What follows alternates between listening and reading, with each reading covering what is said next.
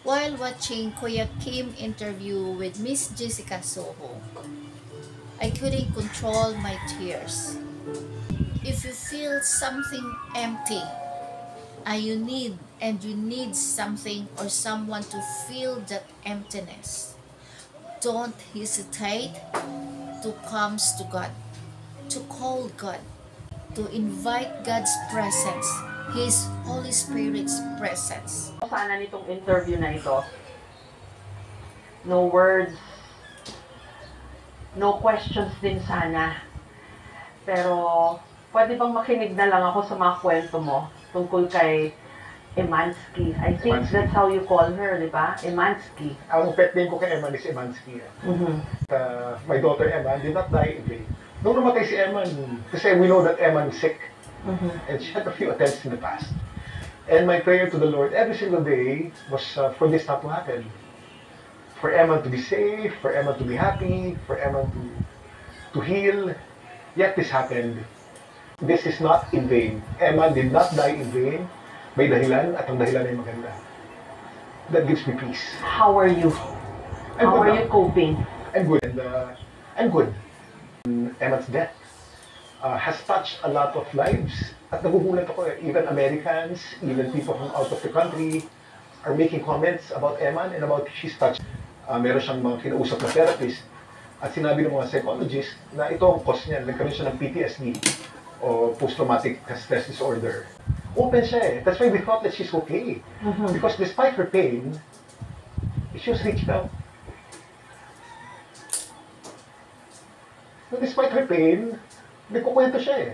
And that's a sign of okay ka eh. So we felt she was okay kasi ang ano niya, ang advocacy niya, mental health, ang advocacy niya, huwag madi-depress. The most painful feelings ng isang magulang. Sino kayang magulang dito sa mundo na matatanggap niya ang pagkawala ng anak niya? Wala talaga, guys. Kahit ako, really, I'm very affected sa pagkawala ni Iman. Kasi isa din akong ina. At si Iman, mayroong ADHD, mayroong depression. At isa din ako sa ina na may anak na may disabilities. And I'm worried as well. Ayaw kong lumaki din ang anak ko na ganun ang nararamdaman. Iman's death gave us full knowledge and kaalaman at karunungan bilang isang magulang kung papaano natin gampanan ang obligasyon natin, ang responsibilidad natin sa mga anak natin na may kapansanan. Just like what her father said na they thought Iman's is okay. Iman's talks a lot about dealing her depression, helping those people around her how to deal with a depression, and she has this advocacy of coping up kung ano man ang mga pinagdadaanan niya, and everybody thought and even the parents thought na okay siya, pero malaking bagay ang iniwanan ni Iman, hindi lang sa isang tao, kundi sa buong mundo. Lalo na sa ating mga magulang. Hindi pala dapat natin pagkatiwalaan ang nakikita nating kasiyahan o kung ano man mga positive way na nakikita natin sa mga anak natin. We can't really sure for that. Because, just like what Iman did, she keep on smiling in front of the camera, she keep on smiling in front of her friends, of these people, but deep inside she is suffering.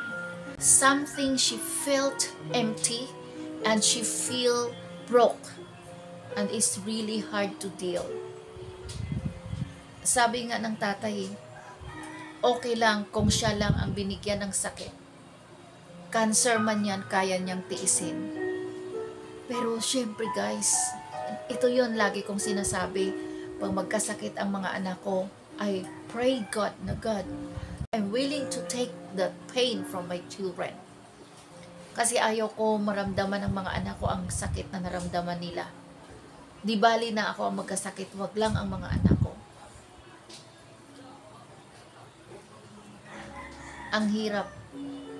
Eman's death gave us full of knowledge how to deal the depression, how to deal the feelings of anguish, how to be with ourselves, and how to have these positive thoughts, and at the same time,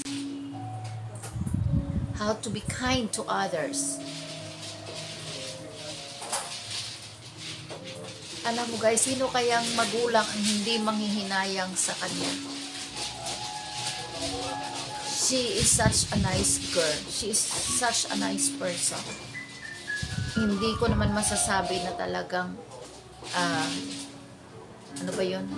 Banal siya. Hindi ko masasabi na banal siya. Pero as human, as a person, she is really nice.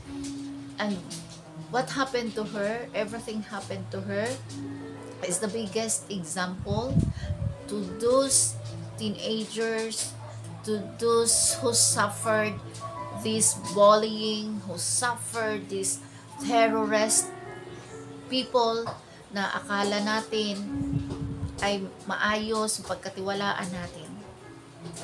Hindi pala. Ganun kabigat. Ganun kahirap.